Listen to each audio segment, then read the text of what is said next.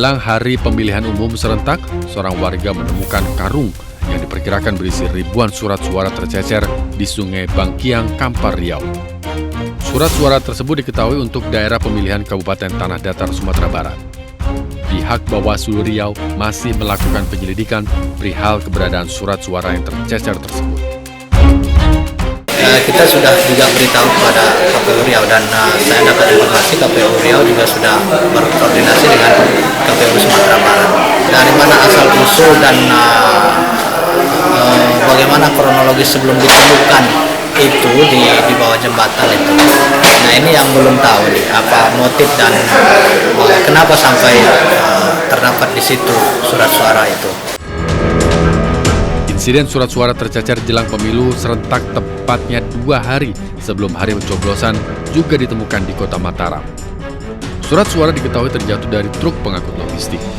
Akibatnya surat suara tersebut rusak dan tidak bisa digunakan saat pemilu berlangsung. Persoalan lain yang juga muncul yakni maraknya kader partai yang masuk pusaran money politik. Tepat 1 hari jelang pemilu serentak, Badan Pengawas Pemilu Ponorogo melakukan operasi tangkap tangan terhadap seorang kader partai yang diduga akan melakukan praktek politik uang. Dalam video amatir, petugas Bawaslu berhasil menyita sejumlah uang pecahan Rp20.000 dan Rp10.000 dengan total mencapai Rp66.160.000 serta contoh surat suara untuk DPR RI serta DPRD Jawa Timur dan DPRD Kabupaten Ponorogo. Penggerebekan tersebut dilakukan berdasarkan informasi warga perihal adanya aksi pembagian uang oleh tim sukses caleg dari Partai Nasdem. Kalau paket komplit, ini berarti 3 lembar 20-an dan 1 lembar 10 ribuan, 70 ribu. Dibagikan kepada pemilih per by name yang ada yang mereka siapkan ini. Ada yang 1 orang membawa 150 nama. Dalam penyelenggaraan pemilu serentak 2019, Komisi Pemilihan Umum atau KPU diketahui menerima anggaran sebesar Rp25,6 triliun. Namun disayangkan, kenyataannya dalam penyelenggaraan masih banyak persoalan yang terjadi.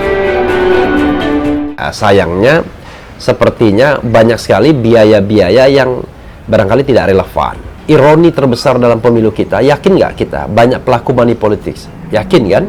Tapi tidak ada satupun yang didiskualifikasi karena melakukan money politics. Kisruh penyelenggaraan pemilu serentak 2019 hingga dugaan adanya sejumlah kejanggalan menuntut peran seluruh lembaga berwenang untuk mengambil tindakan tegas. Sementara sejumlah insiden yang terjadi sepanjang penyelenggaraan pemilu serentak 2019 yang banyak beredar melalui rekaman video amatir, pihak KPU masih menunggu hasil penyelidikan oleh Bawaslu.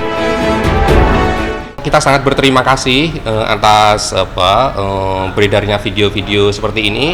Ini tentu menjadi bagian dari partisipasi masyarakat untuk menginformasikan kepada kami penyelenggara pemilu, kepada Bawaslu bahwa ada mungkin ada persoalan, ada kejanggalan gitu ya di tempat-tempat tertentu gitu ya.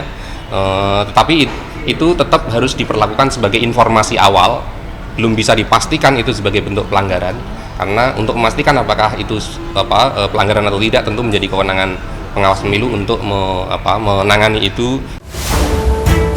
Kisruh yang terjadi pada pemilu serentak kali ini tidak hanya berlangsung saat pemungutan suara. Pasca hari pencoblosan, muncul wacana saling klaim kemenangan antara 2 pasangan calon presiden dan wakil presiden. Polemik penghitungan suara pun terus berlangsung. Hal ini menjadi tantangan tersendiri bagi KPU untuk menghasilkan pemilu yang jujur dan independen.